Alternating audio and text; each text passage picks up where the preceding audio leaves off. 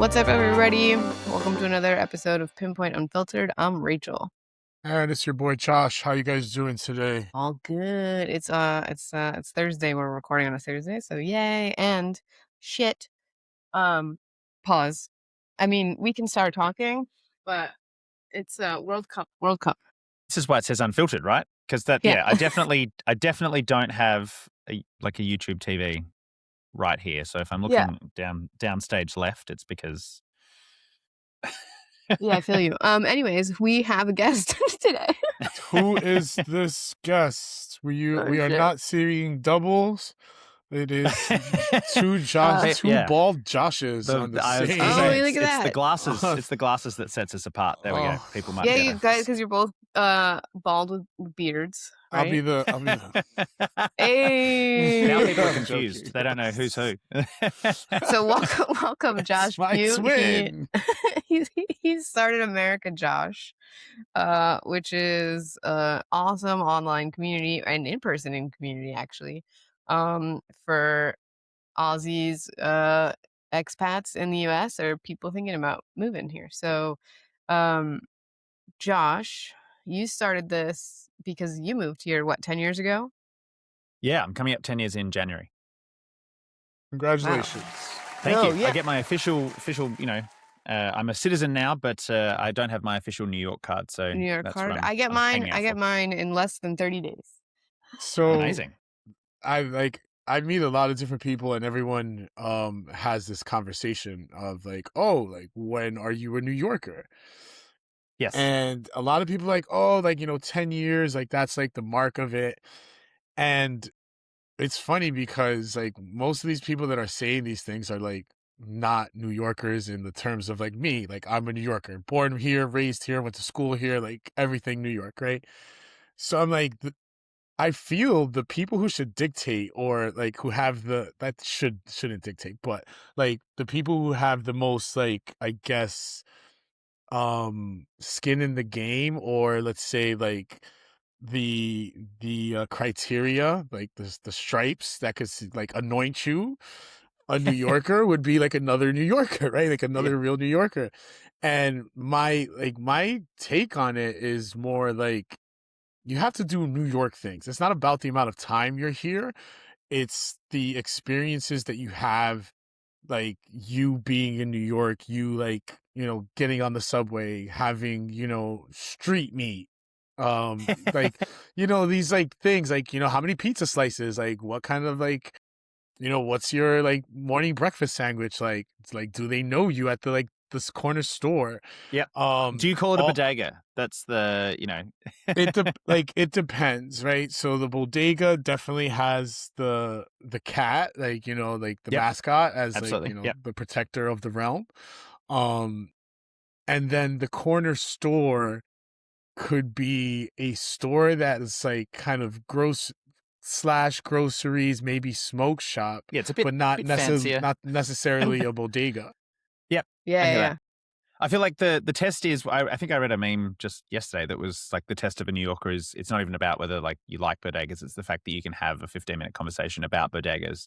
What was it a New Yorker is someone that will if you're trying to cheer up a New Yorker, ask them about a bodega and they'll describe a corner store to you, but make it sound like something magic. And it's I feel it's now been almost 10 years and I'm but I miss my East Village bodega. Miss you see what New York type stuff. New York type stuff.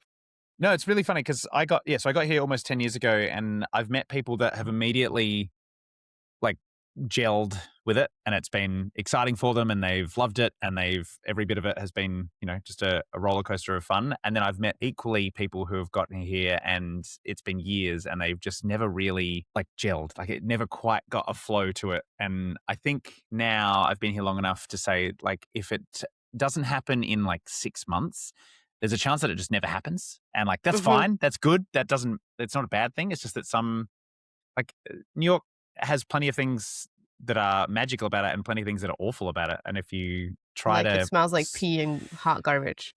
Yeah, a lot. You visit. So I'm from Australia and my dad visited a couple of years ago and was wow, there's like, it's disgusting. Like this elevator, we're in an elevator in like Penn Station or something, something just weird. And I was like, yeah, this is why we don't normally ride the elevator in like Yeah, Penn in Station. And he's stations. like, Yeah. that seems Yeah, you take the weird. stairs for Like, that. like why wouldn't you? I'm like, yeah, because like, ugh. Pee. Yeah, because the constant threat of pee smell. Like, But I'm curious why it is such an attractive bathroom. yeah. Why Well, are I mean, elevators attractive when you bathrooms? when you gotta go, you gotta go. And in a city that is so densely populated, there is very little moments that no one is around you. So you might get those moments sometimes in an elevator. I'm pretty sure whomever like decided to relieve themselves didn't do it when the elevator was full. Right. So it's like, oh, I and got didn't in the have many other elevator, it's options. kind of Yeah. empty, whatever, or most likely empty. So yeah.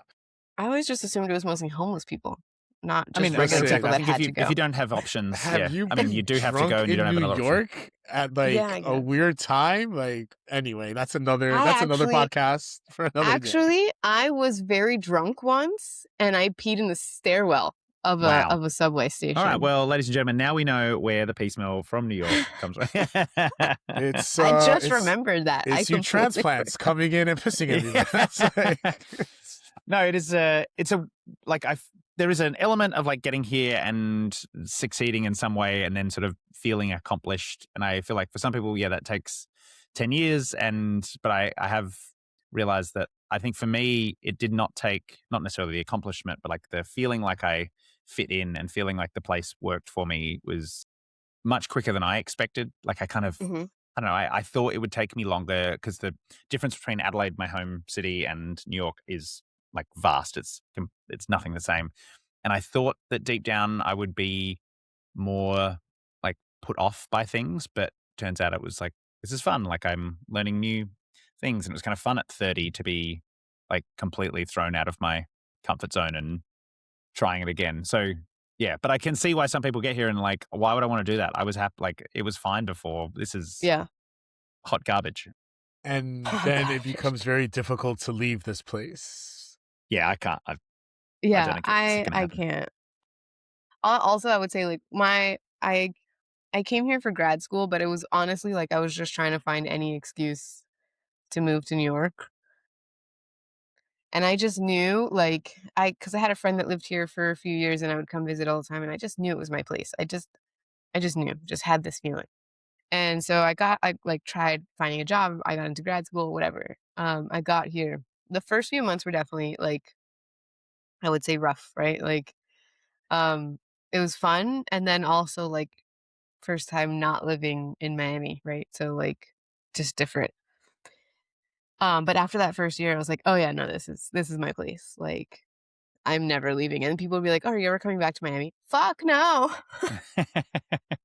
And it's Fuck tough no. because then it's like for me, I sort of said the same thing. Like I will live here my entire life, and like I look forward to vacationing back to Australia and things, Mhm. but it's not my home. But then I also, for me, like Adelaide, I think is one of the best places on earth. It's just that I don't want to live there, but I do believe that like there are plenty of people that are rightfully like super happy. It's Mhm. great. It's a beautiful place. Like there's no, I don't, I always describe it that I didn't get pushed out. I got sort of pulled in by the idea of New York as opposed to being like, I just want to find something different. And I feel like I've met, if you're trying to escape something or if you're trying to run away, New York is not the place. Like if you Mm. haven't got some of your shit sorted, this place can kick your ass. But if you are more just sort of seeking like what could happen and I've got a bit of runway and like I've got a bit of time to like suffer through a few like I went from living in like a 2-bedroom house in Adelaide with like on the end of a cul-de-sac with like a beautiful supermarket around the corner to like living in the 3rd bedroom of a place in Alphabet City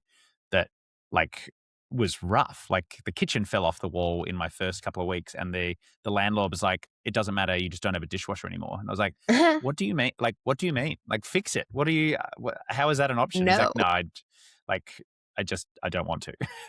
Yeah. Yeah. That's crazy. So you moved here like by yourself? I did. Okay. So I moved in January 2017. So I moved from the height of summer, so 100 plus degrees in Adelaide, to the height of winter, January, well, deep winter, Yikes. and And how properly. was that? Like what made you want to move here and like what was that experience like? Yeah, so I visited in 2015 for the first time visiting the States. I'd never really wanted to come to the States, like not even for a holiday. I saw it as like, if I go on a vacation, why would I want to go to another big city?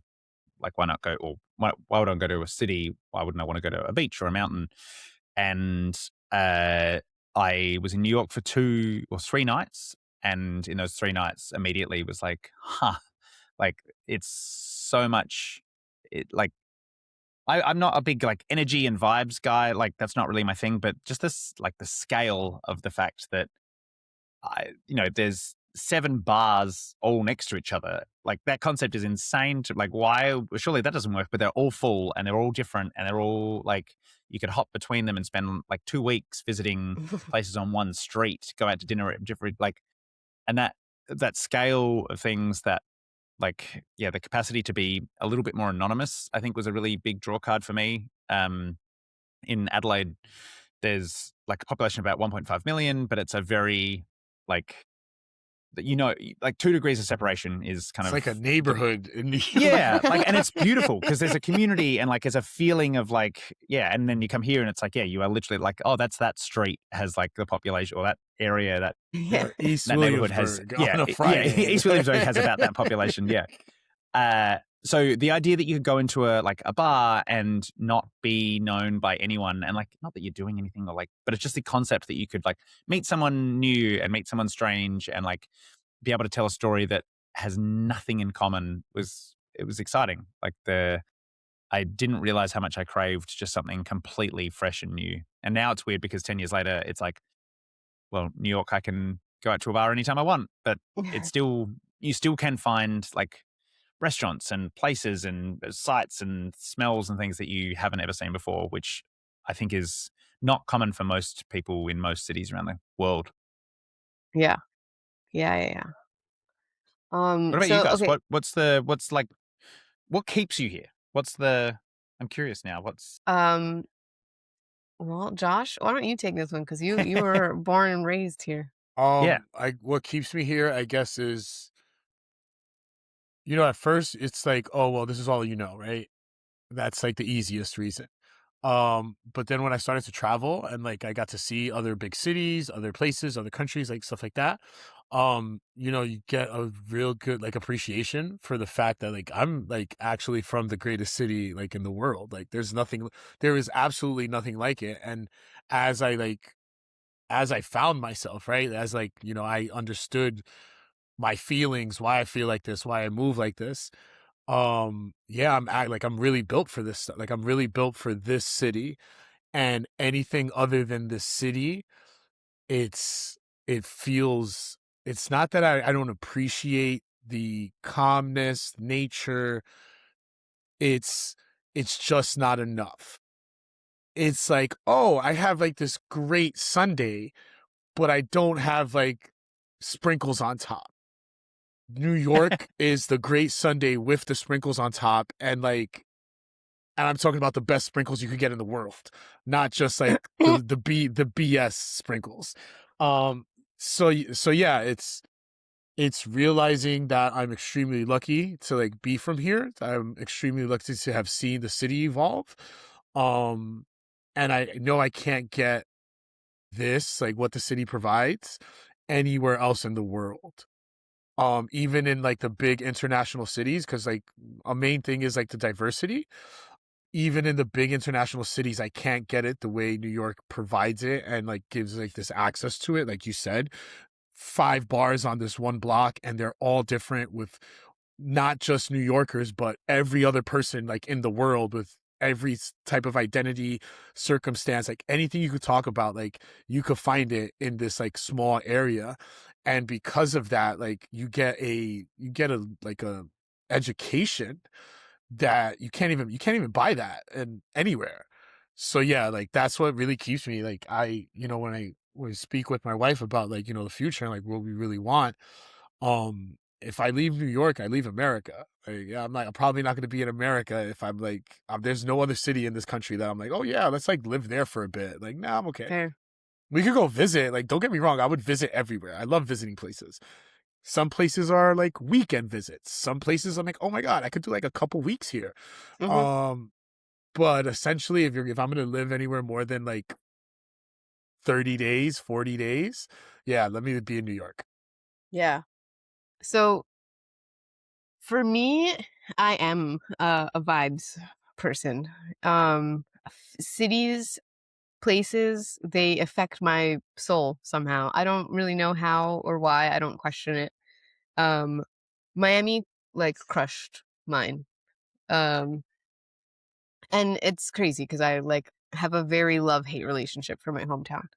Um, but it just didn't feel right. And the only time, well, the first time, not the only time, the first time I realized that places had a vibe and like a feel on me at least is like when I went to LA and I was like, ugh, I, I just feel gross. Yeah. And I didn't understand it. And then like I went on a road trip to like San Diego and like second like we basically like got out of LA. I was like, I feel so much lighter now. and then and then I realized that's how I feel in Miami. And whenever I would come to New York, I never felt that. Like I felt like I feel and I still feel today that like New York feeds my soul. Um and so now like I live in Jersey with my wife and our children and I hate it. Like I absolutely Not the hate it. wife and And children. The fact that she lives in Jersey. fuck The wife them. No, I'm just kidding. the wife and kids are pretty nice. They're lovely. They are amazing and they're the reason I live here. Yeah. And my dog who just came to say hello. Um And I don't have to be in the city all the time every week or anything, but if I don't, I will be a miserable person. So like I will literally like deal with a terrible commute that I have just so that I can like feel replenished, if that makes any sense. Yeah. Wow. Yeah. Like that is why I won't leave. And like my wife and I have talked like, oh, like, are we gonna live in New York forever or like near New York? Because our goal is to move back to the city, like when the kids are a bit older. But one of the things is like, she wants to move back to Colombia, which is where she's from. And I love Bogota. Like I'm happy to live there, but not year round. I'm like, we always have to have like New York as home base. Like Yeah. Right. if we're lucky enough to be fucking multimillionaires and have and like travel the world the whole time, that's Yep. great. That's fine. Yep. But I need to feed the soul. And that is New York Yeah. for me. So Yeah. so Josh, you said 10 years. What now? I'm assuming you've had, multiple moves within New York, 10 year span here.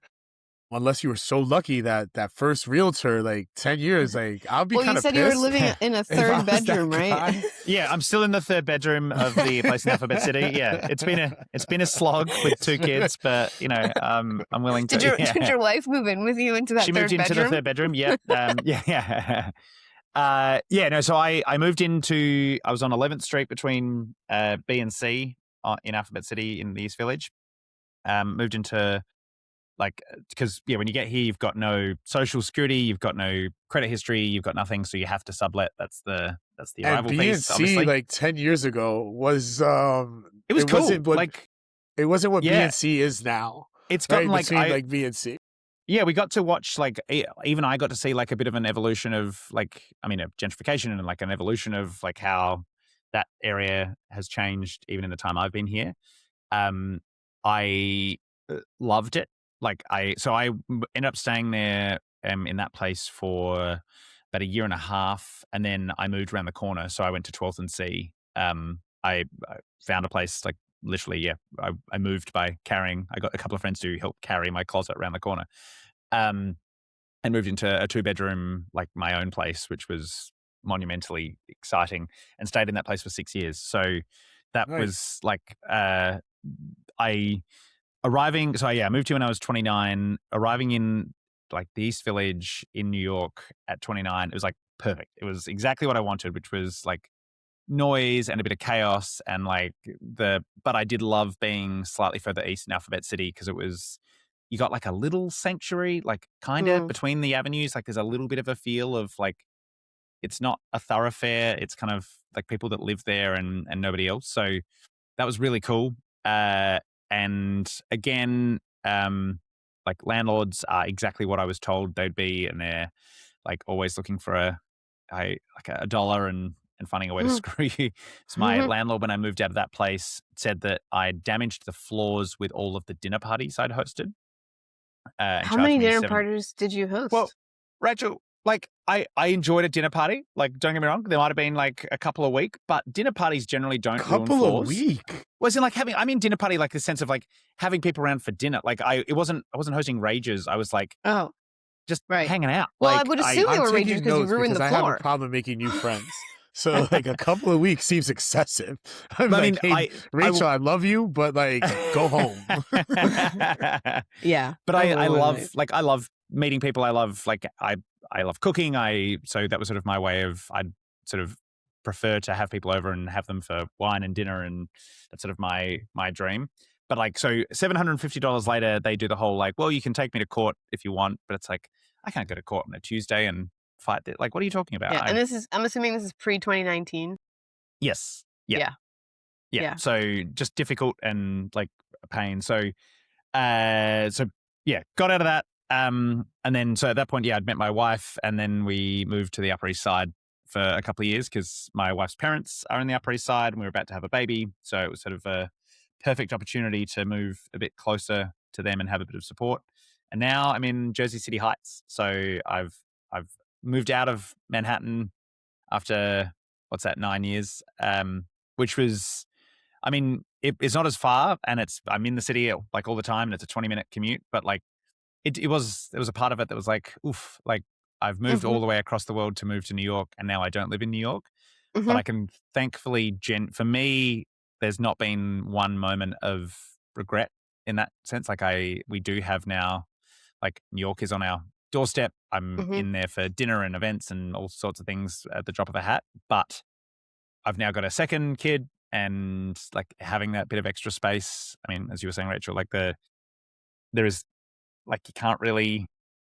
I mean, well, Josh, you grew up in New York. Like it's a different vibe. Like growing up there, it's like you don't have the space but you've got different opportunities. And for yeah, like we were just outside all the time, right? And like I grew up in a different age where it's like, there was no real like social media, internet, like these things. Yeah. It's not that I'm like, there was nothing, right? But I like my child, like, just your horse and buggy, and that was it. It was just like that's how my nieces act. Like, they're like, what? No Wi-Fi. Like, yes, we picked up the phone and we called people. You just went outside. Like you hung out in the neighborhood. Like that was just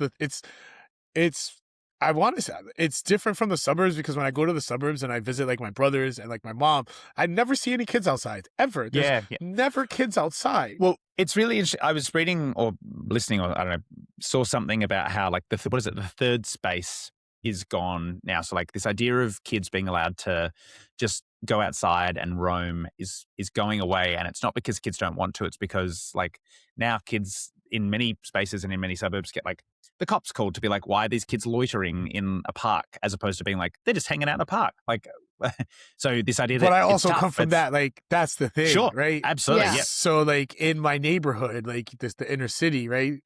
It's you have that battle of like the police control and like people, wanting to like get the kids off the streets.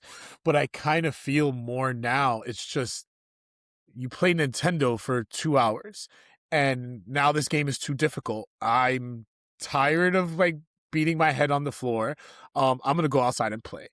Now, if I'm going to do the same thing, I could do it with my friend on the other line, like FaceTime, like in a chat room or whatever, streaming this stuff. And like you add into the fact that now this stuff is like monetary. So it's like, oh no, the kids are like, they're understanding like, hey, let me like stay in and stay on the computers, and they're not running around the streets anymore, and they're not in the parks.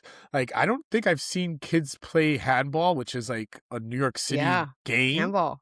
Yeah. Like if I go to the handball what's handball to you guys? What not international handball. I don't know, like, there's an international handball. There's like an actual international. There's a European, like a proper sport. Proper. Throw that shit against the wall. My wife says that proper, and I'm like, what are you talking about proper? Like New York stuff is proper. Don't get me triggered, please. Well, there's one in the Olympics. Put it that way. There's Yes. Throwing a ball against the wall? No, It's not throwing a Different ball against the wall. It's different, but it's called handball. it's like soccer with your hands, kind of Yes. ish. Yeah. So the game, But sorry, the New York, how do you play? Yeah. so the New York City handball is you take the, blue ball and you hit it with your hand. You don't throw it. You hit it with your hand against the wall, and it's like a tennis almost. It's like squash. Yeah, kind of like squash. Isn't it racket? It's like more like racquetball because it's against the wall. Yeah, but with your hand instead of a racket. Exactly. Okay. So you've got to get it like above a line, and it's they're all they're in the same family, right? But you do it like against the side of the building, right? Like the brownstone there, like whatever. If you want to, mostly it was the actual, like when you go to the courts, the parks, they would have the actual wall for it, right?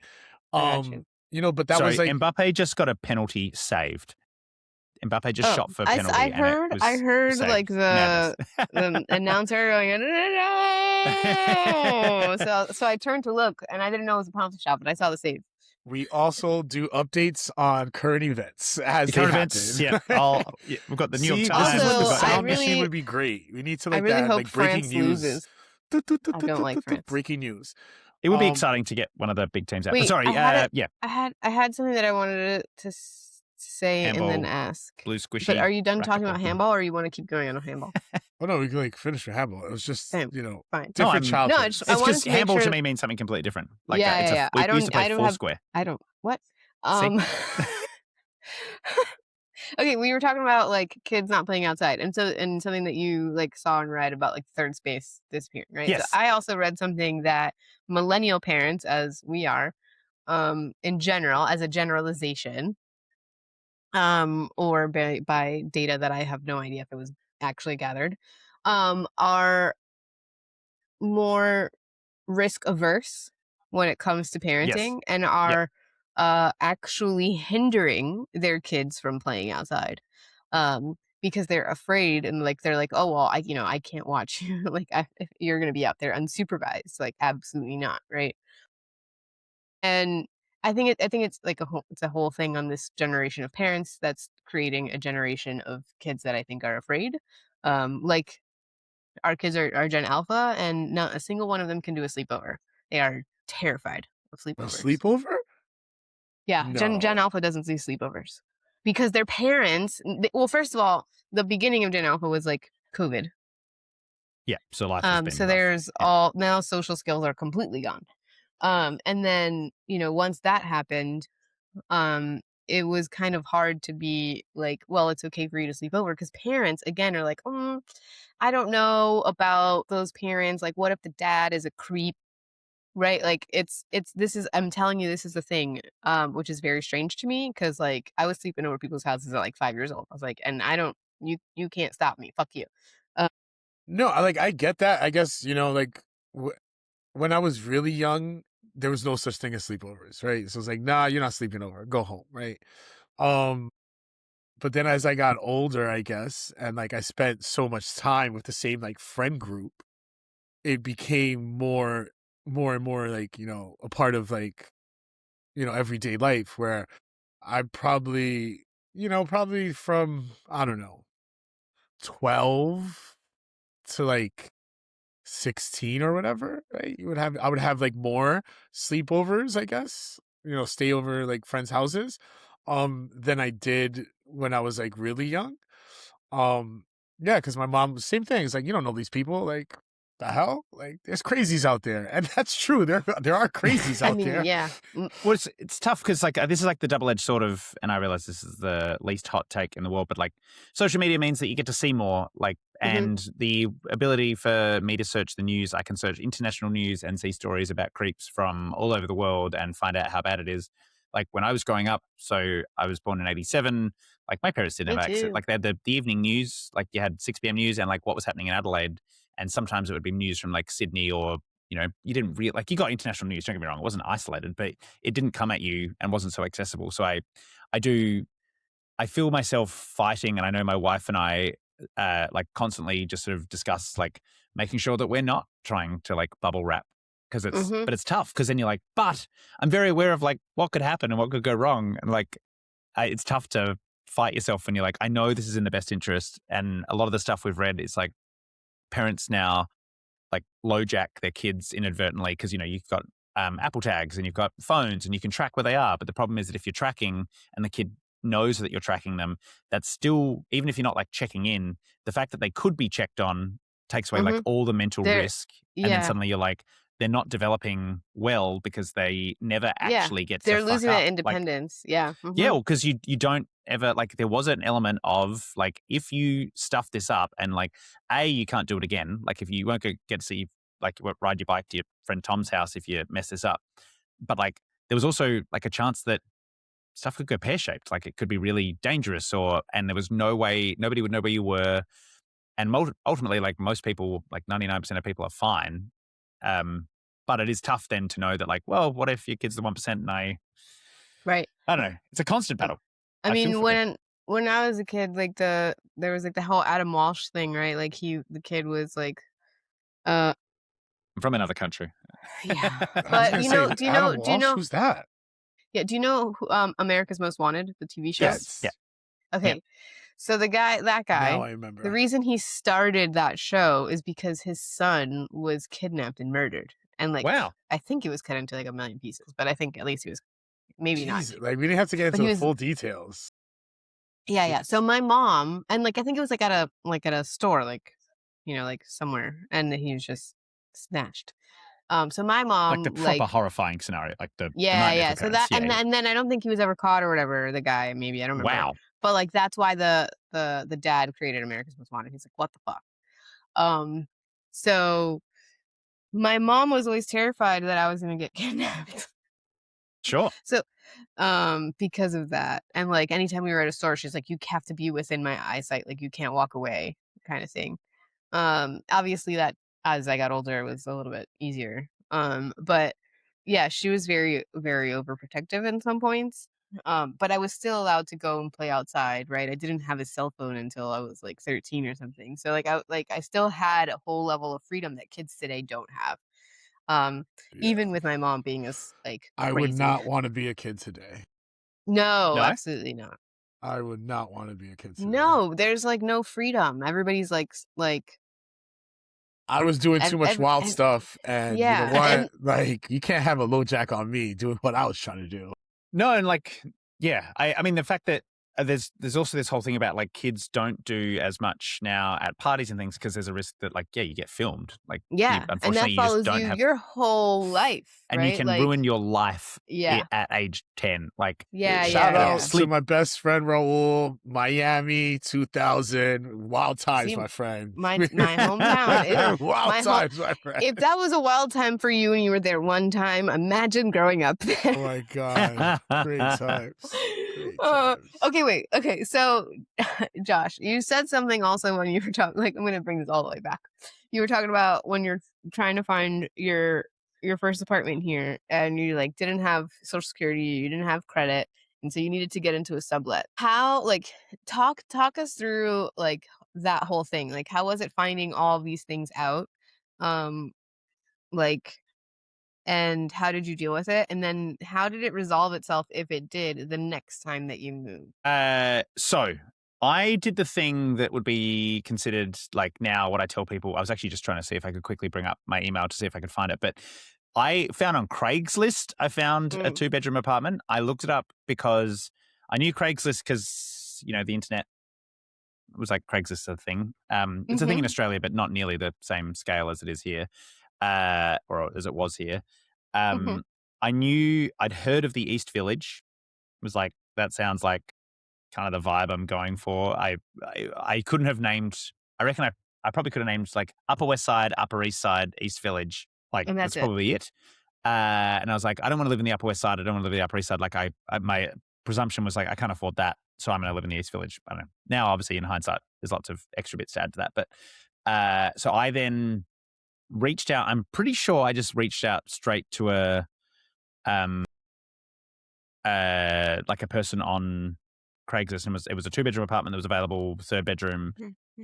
Pay the thing via PayPal online, and then you can like take the apartment.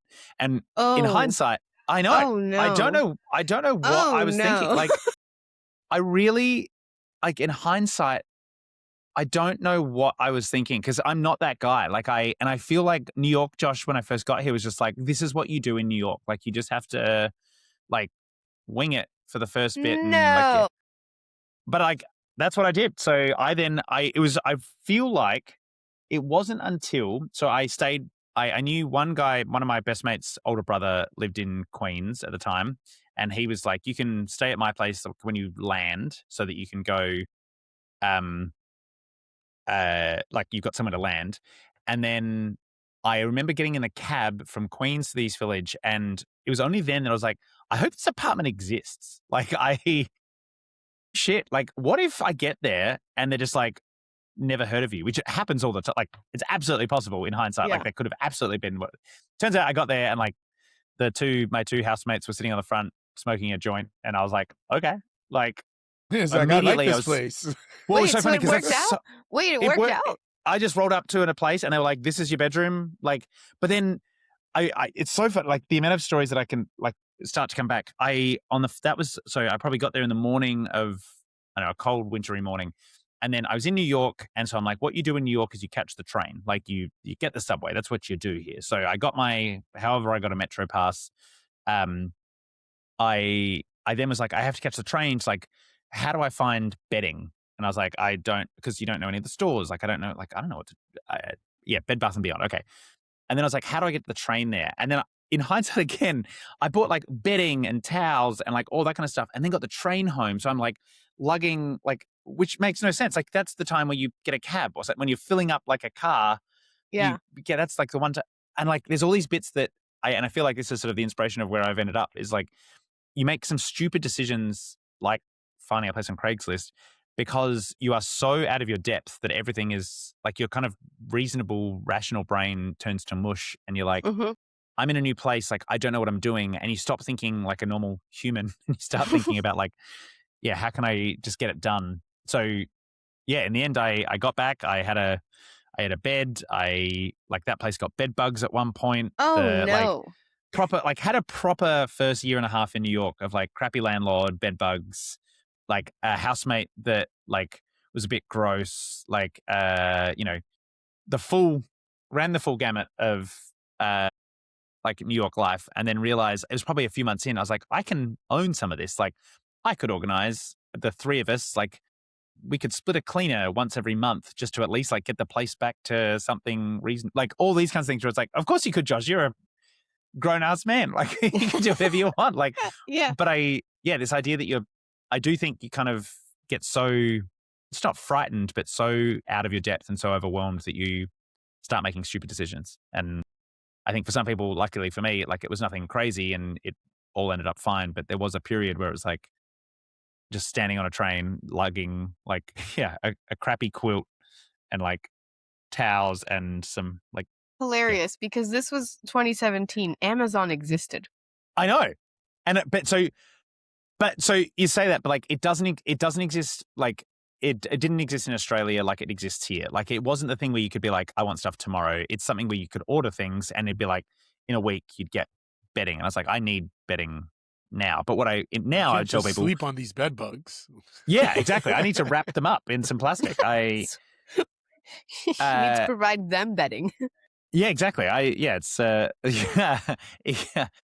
yes, there's like I feel like that is a different and what we started talking about, like sort of the New York life. I feel like I've lived now probably like 3 or 4 lives in New York. Like there's the brand new arrival Josh who got here and was like, I just don't know what I'm doing.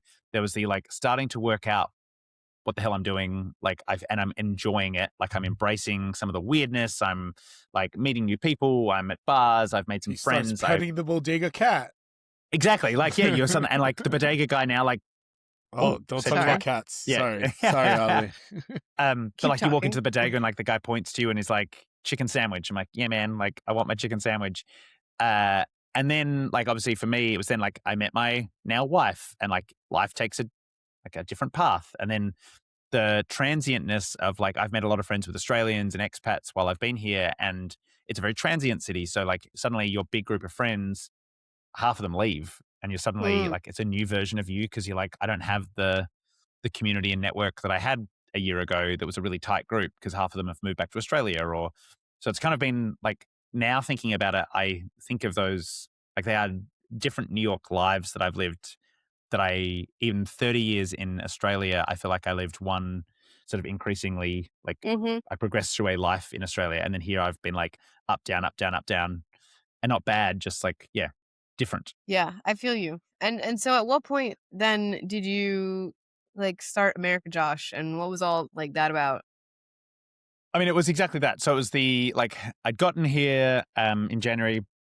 I'd sort of worked out in the first couple of months that I wanted to stick around. And then I'd started to work out that online communities were fantastic, but there was lots of misinformation. There's a lot of people saying with a lot of conviction, like, here's how to do this thing. And I was like, that is just not true. Like, I had time on my hands to be very active in online communities, and I'm a computer nerd. So I was like, this is great. I get to sit here and just like respond to questions and comment on things.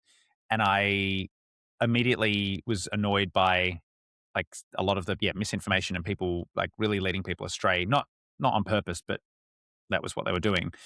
So I started America Josh in about probably about April, May of 2017. With the idea, it was just a blog where it was like, hey, I went to the bank today. I think the first one was a bank one or a social security one. Like, I got my social security today. Here's how I did it. I walked into the office. I filled in this form.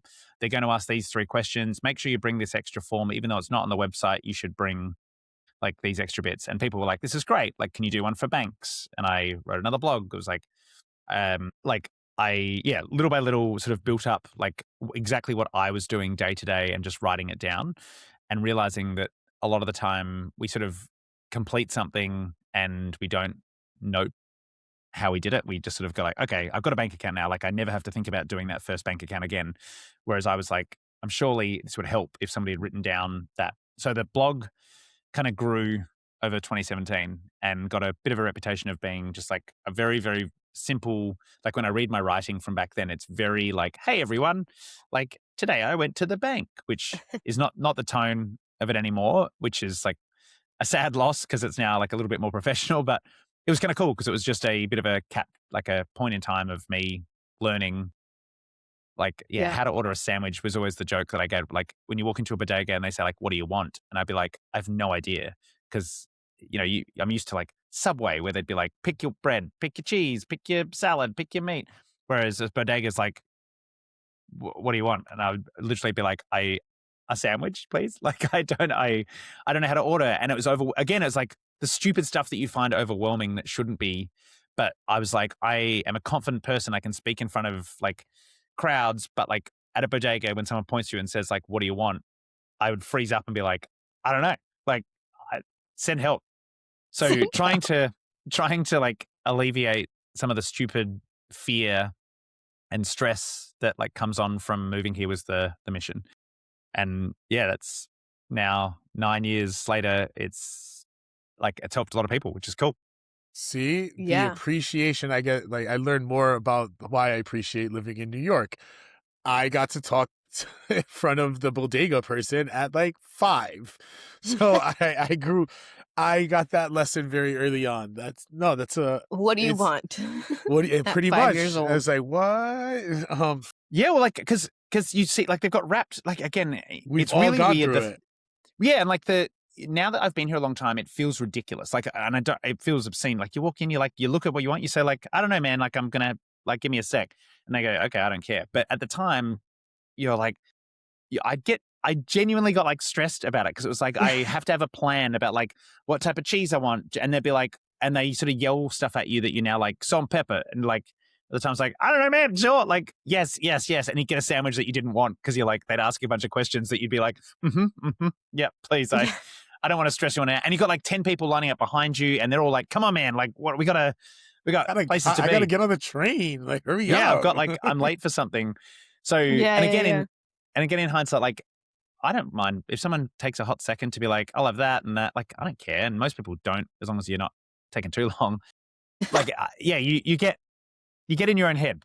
And I think what I've tried to do with America Josh is like give people a bit of ammo to walk in and be like, okay, I've got a knowledge now. I've got an understanding. I've got like the base my base level is slightly higher than it was yesterday. I feel like I have some confidence to now go work some stuff out myself, as opposed to being like I'm like in the dark and I'm hoping to learn. And I think there's a balance. I don't want to tell everyone how to do everything because I think learning and doing is obviously essential to like enjoying and thriving here. But I do think there's a lot of stuff that is unuseful stress, which doesn't help you stay long and enjoy the time.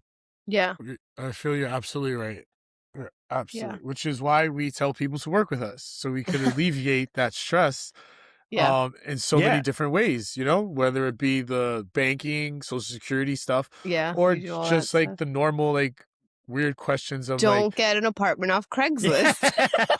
For the love of God. Yeah, that's the one lesson. But when they're asking for PayPal, run. Yeah. No. Run, yeah. Unless it's us asking for PayPal, then please give it to us now. But we never ask for PayPal. We have so many different ways that you could pay us. So Yeah. we'll be fine. That's true. When you were talking about that, like, moving to New York, I was thinking about mine because, like, again, I think we're about the same age. And also moved like at around the same time. Like I was here in August, you were here in January. Um, a- and I did it very differently. I mean, I'm in the States already, so not huge, but I was like, okay, what apps can I use to find a roommate? And I found an app called Spare Room. I don't think it's used much anymore. I'm not really sure. It was but on my I list used early, but it's not anymore. Yeah.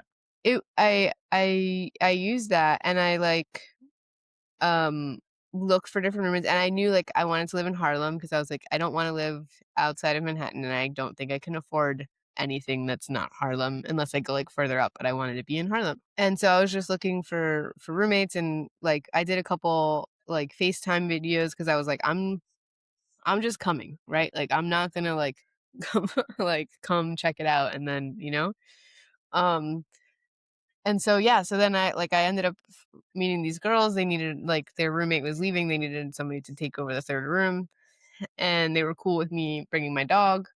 Um, and it was the third floor of a walk up on 111th between 6th and 7th. And I used Amazon. Yeah.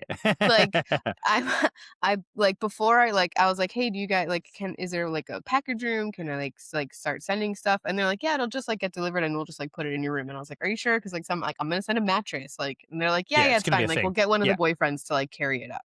Love it. So like I bought an AC, I bought the bed, the mattress, everything, like, and basically like I got there and they're like, hey, we're both gonna be at work when you get here. But like one of the little sisters is actually gonna be there.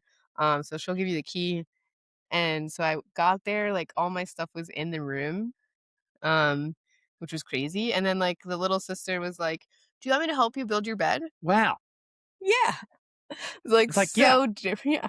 Yeah. And I was do. like, oh yeah. Yeah. And then my roommates, when they got home and like everything, they just started giving me like a rundown of New York, right? Like the first time I went grocery shopping, they like, let's go do this together. Let's show you how to do this. Let's take the train together. Hey, you see those like pieces of paper that are posted in the stations?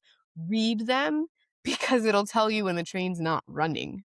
Which, yes, that's such a great tip because you just ignore the stuff posted all over the place and you're like, surely that's crap. It's like, no, that's the best information. That's vital information. Vital essential. information. Right. And so like they gave me like such a good like introduction, right? Yeah, like a grounding. To the city. And they're like, there's like, look, like there's homeless people, just like, some people, sometimes there's like meth heads or crackheads like sitting on our stoop, just climb over them. It's totally fine. I love it. You're like, okay, I've moved here. It's a thing. Like, Yeah. And you know what? Sometimes they would like scooch aside so that you could walk down the stoop, and then they would say like, "Good morning, have a great day at work," and then keep like take another fucking keep doing their crack. Everybody has something to do. Okay, everybody's busy.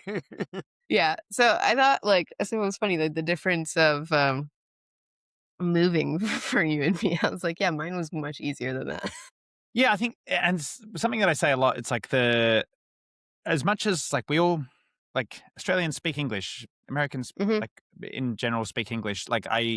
The idea that I thought I'd get here and be like, oh, it's Australia with like, I don't know, some quirks. Like it's a bigger city, Australia. Like, and again, it feels ridiculous because in hindsight, it's like, of course it's not. It's a completely different place. Like it's a completely different country. But like at the time, I think I underestimated quite how many things would just be radically different. And like, yeah, the concept that you'd use an app to buy bedding, which now again, like Amazon's obviously just what we use for everything, but like that was not even didn't. And I'm a tech forward person that uses tech for absolutely everything in my life, but that didn't even enter like my Mm. brain. It was like for me, I would have traditionally gone in my car to the shops and bought a bed and driven home, and like you'd get beds delivered, but you'd get everything else, like you'd put it in the back of the car and you'd go home. So like the familiarity or like the stuff that you lean on as like your base network of knowledge, like the mesh of stuff that you've learned over 30 years,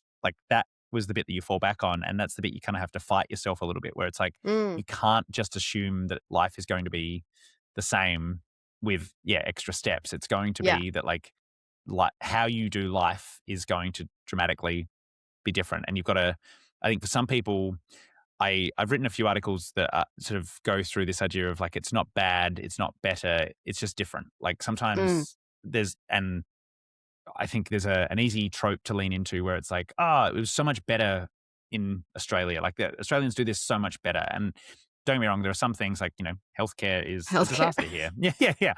But there are many things about life that aren't necessarily like better or worse. You just got to learn a new way. And people here would be like, well, that's just how we do it. And it's like, okay. And at the beginning, you'll be frustrated by it because it's not what you're used to. But like, you do just have to roll with it, because otherwise, if you're constantly finding reasons to pick apart like differences and things you don't like, it's going to get frustrating and you're going to dislike living anywhere other than where you're from, because it's going to be different. Yeah. Yeah. So what's one or two pieces of advice that you would give somebody that's like now thinking of moving to New York? Good question. So can you afford it is always my first one. No. Yeah. And the answer's no. Like I was very privileged in the sense that I'd saved up a lot of money. I was like, I'm going to make this really, like I was privileged because I could afford to do it. I saved up a lot and gave myself like a chance to immerse myself in doing stuff when I first arrived, which I think is like crucial to enjoying New York life. Because if you've moved all this way to then like hole yourself up and cook pasta 5-6 nights a week and like kind of get by is not going to bring you much joy. Mhm. So the money is like being able to afford it is really like, and if that means holding out another year and like saving up a bit extra and really like embracing the move, I would say that's one. And two, don't get places on PayPal. I think the other one, the other one I leaned into now is really like, if you're from the US, you've got a network of some sort. So you've probably got a college network or a family network or a friend network. It is lean into anything at all that you have. So if you've got a love for a particular niche of, I don't know, Beanie Babies or something, like anything at all. Like it's a real throwback. But like for me, obviously, like my community is now very Australian. Mhm. So my thing is always like lean into the fact that you're Australian. I'm not a like flag waving Australia rah rah person, but I do have an Australian background. Therefore, if you can find some Australians, that is a network that you can call upon and find some familiarity. And I think if you are not doing that in New York, you are really putting yourself at a disadvantage. It doesn't have to be the country. It doesn't have to be anything in particular. It just has to be something that you can gravitate towards, because this city is Find your so community. vast. Yeah, Mhm. it is. And it sounds so simple, but it is probably the most important lesson for living in a big city is if you don't find your small community in the big one, you will get lost and it will be hard and scary, and you will constantly call home because you'll be like, I'm just going to talk to my friends. It's more familiar. It's like easier to like stay comfortable with the people that I've got back there. And that's easy, but ultimately it's going to hurt and be really tough. So I think it's this idea of, finding your community and saying yes to as much as you possibly can to the people when you meet in your community. Like I got asked to go to like a party in East Williamsburg when I first got here, and I said yes to it. And like it was a wild night of like just something so unfamiliar to me. But like it was one of the stories now that I think of as like I got to see like a different part of my life just in 12 hours. I got to see like a complete different side of myself in New York, and it was like, okay, I got the chance to say like either I do like that or I don't like that, but you have to give yourself the opportunity, and you can't just sort of rest on the same things that you're familiar with. Yeah, I love That was a really good That is- answer, but that was a Yeah. trick question because what you should have said was, one, Call Rachel Pinpointe. and Josh and have them help you. Come on, man. Sorry. Like, All right, editor. Yeah, we're going to go back and edit that. Mags, you're going to have It's to call edit this Rachel one, and Max is Josh. gonna edit Yeah. this. Don't worry, she's gonna Yeah. take this all out, throw it in the Josh, you're garbage. killing me, bro. You're Yeah, killing me. this is the problem with the TV in the background. Like when you see the edits, it's like call Rachel and Josh. Like,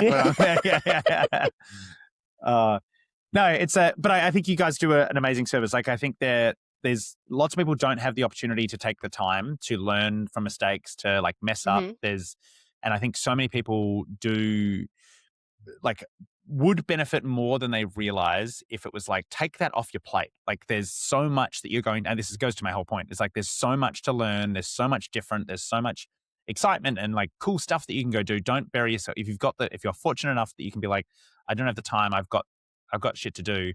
That's when you should be pointing to you guys. Cause there's like, it is a great advantage if you can then be like, I've got my base sorted already. I can go thrive in a city that will again kick your ass if you're not careful. So For sure. thank you. It's awesome. Yeah. I mean, we I do think our we- best. yeah, but we saw it also like, from doing what we do all the time, right? It's like people are struggling. And people come to us desperate at times because they're like, especially like, oh, I don't have credit. I applied to 5 apartments. I got rejected for all of them. I don't know what to do. Can you even help me? Yeah. Yeah. Yeah. But We can. but caveat, you have to listen to us. Sure. Yes. It's yeah. Oh my God. Don't even get me started on like I know you've written an article, but I've decided to do this and it's not working. And I'm like, okay, like I don't know what to tell you other than like, I've described how to do this thing in great detail. I took hours to write that. I hear you very loud and clear. Yeah. My favorite we've only is spent the years fact doing this, but that no, it's we like, have no not idea what we're only doing. have we spent years doing this, I'm actually like, I'm from here. So it's like, hey, I know exactly how to. It's like, I kind of know, like, not trying to be arrogant about it, but like, if anyone's going to know, it would be the person who's like been here like forever. Trust the knowledge. Yeah. But you know what?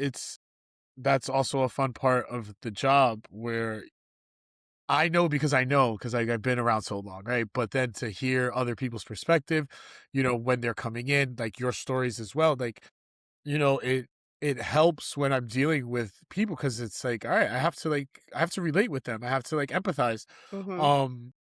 Just because I'm from here and it's like normal and it's easy for me, I still have to take the time to try to explain it in a non-aggressive, non-condescending way. Yeah, like it's the truth because, it's like I mentioned to all clients, like, hey, sometimes I don't want you as like, I don't want to be the first broker you meet. I'd rather let you get beat up a little bit about the like for the experience, because when I give you this advice, like you have went through some of the things and they're like, oh, Josh is actually like speaking truth and he's on the right page, where I could meet you first, give you the same sound advice, and you just want to, like, as they say, you want to fuck around and find out. Yeah. And as I said before, like there is an element of like learning and messing it up and then being able to tell your New York story. Like what makes you a New Yorker? It's like probably half the things that fuck up. Like that's genuinely like, and if you, sometimes, don't get me wrong, like sit down, lick your wounds, like have a sad moment. Cause there were definitely days where it was just like, ugh, like what have I done? Everything was fine and now I'm here. But you will sit at one of Josh's great many thousands of dinner parties that I'm apparently hosting, and you'll be able to tell the story. Like when somebody says like 0 invitations, okay? Zero invitations. I know. Well, we'll fix that. But like, yeah, that's like the fun is that you get to then tell people about like being in New York and like it sucked and here's what I did and I had a crappy broker and a crappy landlord. Like that is what makes you a New Yorker. That's my answer to full circle, like good and bad. Yeah, fair. It's the stuff that kicks you in the shin.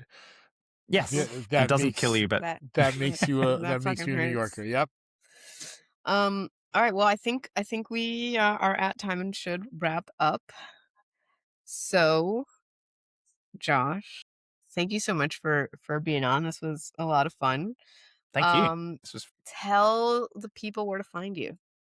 So I am americajosh.com, americajosh on all the fun stuff, Instagram and Facebook and YouTube. We run events. We are, as much as there's lots of Australian elements to it, we don't care who comes. We actually, we're very welcoming of everyone. So we love anyone that wants to come. We host coffee every week, every Friday at 10:30 a.m. We've hosted 250 weeks in a row of Friday morning coffees. And we've also got the Big Aussie Barbecue at bigaussiebbq.com coming up on August 15. So if you want to come and check out some Australianness and eat an Australian sausage and have an Australian beer, meet us in downtown Manhattan on August 15.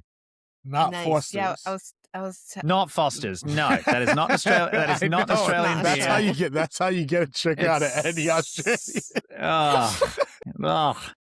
Garbage. Absolute garbage.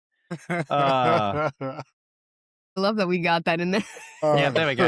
Yeah. I did that for you, Owen. I love you, brother. Oh yeah, I love Owen. Yeah, I sent Owen the Big Aussie Barbecue. I'm like, you want to go to this? He has not responded, but he doesn't. I feel like he doesn't hang out with Aussies, which is a very strange thing. No, and we get a lot of people who don't, and then this is their one time a year. So we launched on Tuesday at 2 p.m. So it's now been, at the time of recording, 2 days and 3 hours, and we've had 1,158 people sign up.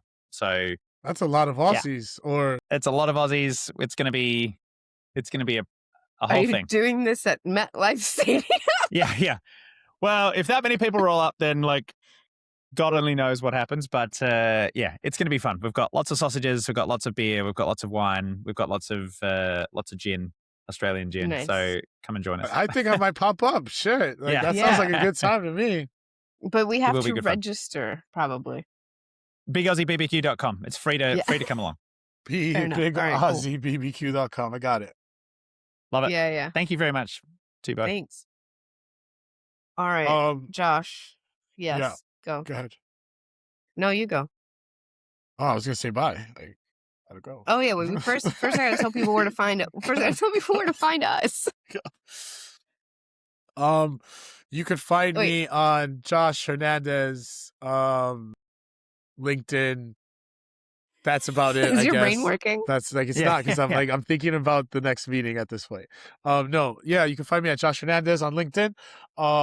That's pretty much it. I'm a ghost whisperer. I don't know. I'm like out there, trying to put better podcasts together because this one was absolutely shit. Like we got my lookalike here. I'm trying to get him to give us some plugs. Nothing. Like, listen, no, Josh, I'm just pulling your chain.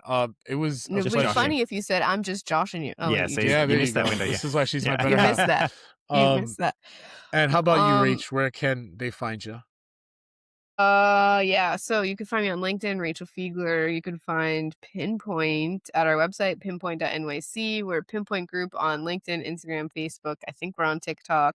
You can find our podcast, Pinpointe Unfiltered, on YouTube, Spotify, Apple, anywhere you get your podcasts. And yeah, if you're thinking of moving to New York, hit us up. And I think that's it. Josh, nobody can find you in the streets anymore. He used to have this like amazing tagline, and until the last podcast, he retired it. I lock myself into the house at this point. That's it. I'm married. No more street life for me. I'll be outside Josh. You can be inside Josh. Yeah, there you go. It's not too bad. Like, hey, less sun, but whatever. All good. All right. Thanks again for joining us. Thank you. Catch you later, guys. Guys, have a good one. Josh, pleasure. You as well. Thank you.